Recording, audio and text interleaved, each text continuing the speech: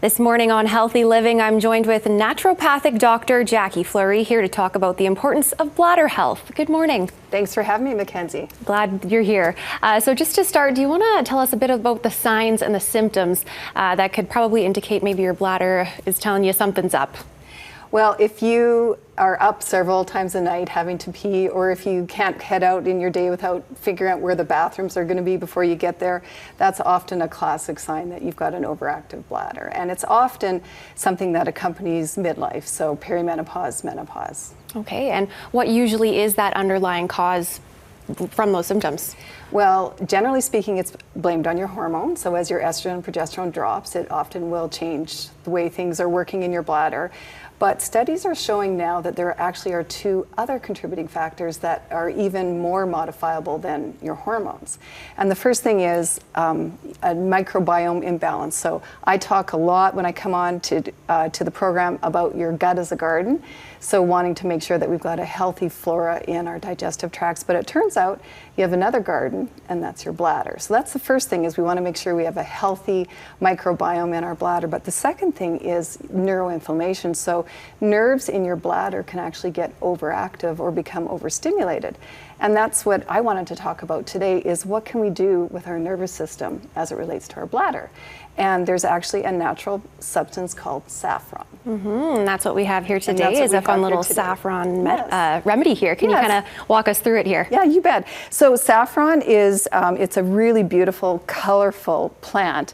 And in order to get it to do what we want to do, and we want it to taste really good, we first have to put it in a mortar and pestle and grind it up, and then we have to add it to water so that it blooms. And when it blooms, it changes color, but it also releases all the aromatic flavors and also a lot of the health benefits of saffron. So it's antioxidant, it's anti-inflammatory. So we want to figure out, well, that's really great, but how do we incorporate it into our diet? So I've got a couple of different suggestions. So if you've ever done overnight oats, we can add some oatmeal, and we can add some chia seeds.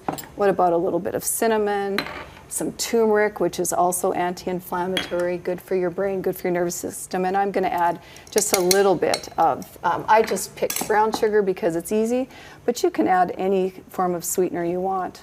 And then we're just going to stir it up. And then, of course, you let that sit overnight, but you can see how it's already taking on that beautiful, rich color of the saffron. And this is what the final product looks like. And then we can also, take that water that has the saffron that's bloomed and add it to something like basmati rice. So the key with the saffron is that it can be added to your foods in a very similar way to what you're already eating. So it doesn't have to be complicated.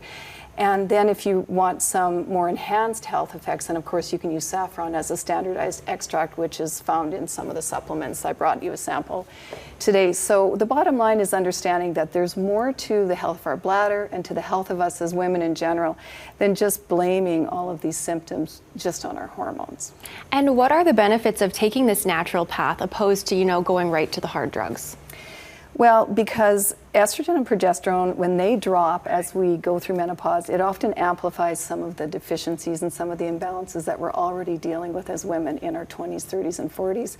So this is why I focus on what I call root cause approach, which is let's treat some of the underlying reasons why our body might be doing what it's doing, instead of just going straight to the hormones. Hormones are important, and they can really alleviate a lot of suffering, but we also need to focus on what I call root cause work, which is, treat your gut, take care of your bladder, take care of the inflammation in your body, and the whole body benefits from that approach. Awesome. Well, I think this is a great little remedy, easy to fit into your diet. Thank you so much for coming on this morning, taking the time and showing us this unique little way to get some saffron into your diet. We appreciate it. Thanks for having me. It was a lot of fun.